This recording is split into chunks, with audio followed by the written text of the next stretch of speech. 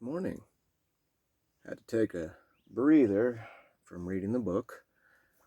It wasn't a bad thing. I just went back out into the desert and had to acclimate. So, life has begun new, sober, a couple of months or so, 2 months ish, give or take. I don't really count the days, not my thing.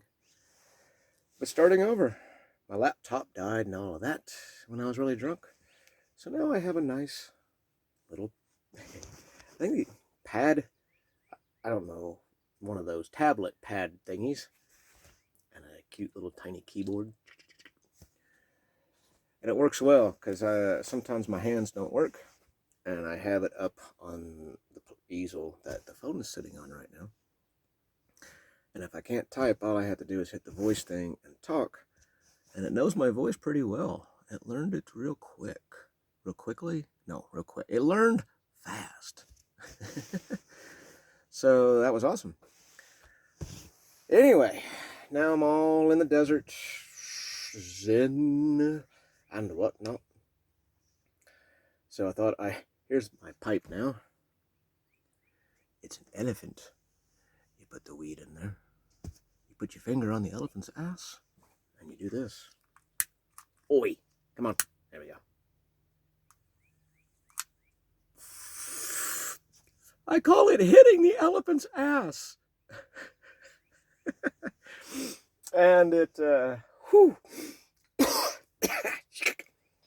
Friend stopped by and gave me some Humboldt weed.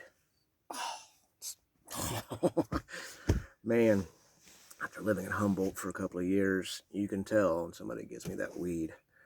I'm like, right there's some Humboldt weed. I can tell.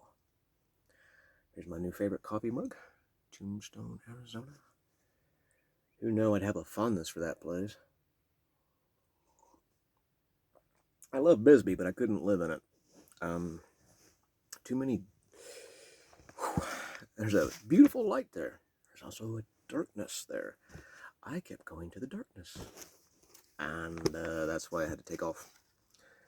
Because there is a vibe there that will make you want to drink, and I don't want to do that. Anyway, let me hit that elephant's ass one more time, and then I will get back to reading my novel, Time for New Sand in an Old Hourglass. Let's see, I'm at 2 minutes and something. I keep trying to do 8 minutes on these things. And if I wouldn't ramble to you all in the beginning, I imagine I could get through this a lot quicker. But it is what it is.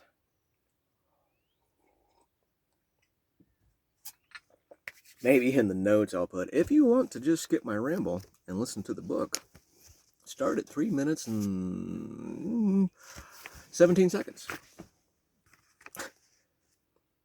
The simple, everyday, ordinary things, my love, he said, kissing her lips. It is things like this moment that let me know just how much I truly love you. She smiled in her sleep and snuggled into the blankets even more. God, he loved seeing her comfortable and happy. As he looked around the room, he let out a soft laugh at the mess they had made the night before. In the beginning of the night, he was trying to finish several deadlines with no luck. Sometimes the hands just want to be idle, and no amount of force or coercion will tell them otherwise.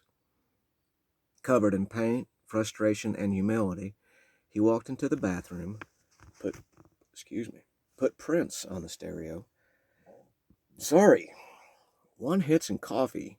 And my ribs hate me this morning. Sorry, where was I?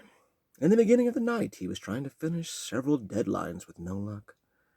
Sometimes the hands just want to be idle, and no amount of force or coercion will tell them otherwise. Covered in paint, frustration, and humility, he walked into the bathroom, put Prince on the stereo that sat on the back of the toilet, and climbed into the shower to wash the day away. As the shower filled up with steam and the things he couldn't create, he leaned his head against the wall and closed his eyes.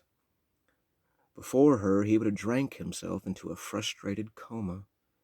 eventually crawling into the tub where he would sweat and cry and scream in frustration at not getting out the words and images that struggled to find a door that was not there or was locked shut. But now, things were different.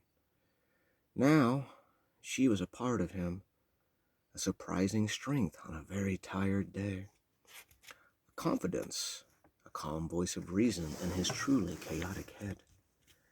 Remember, don't fight words, fight back with feeling. And she was right. Whenever he didn't think and just went with his feelings, the words were always good. He reached to shut the water off when the shower curtain slid open with a loud jingle of the metal rings holding it. He turned with a smile, thinking she would be naked and wanting to join him. Instead, she had a rather concentrated look on her face. Not angry, not happy, not upset. However, there were several different emotions going through that look all at once. This was tucked in the back of the closet underneath some old blankets, she asked, holding up a book. He knew the book well. He wrote it, tracing her fingers over the handwritten words on the cover. Songs from the Hourglass? Letters to Ocean? She asked, raising her eyebrows. For a second, he didn't know what to say. He just stood in the shower, staring as the water ran over him.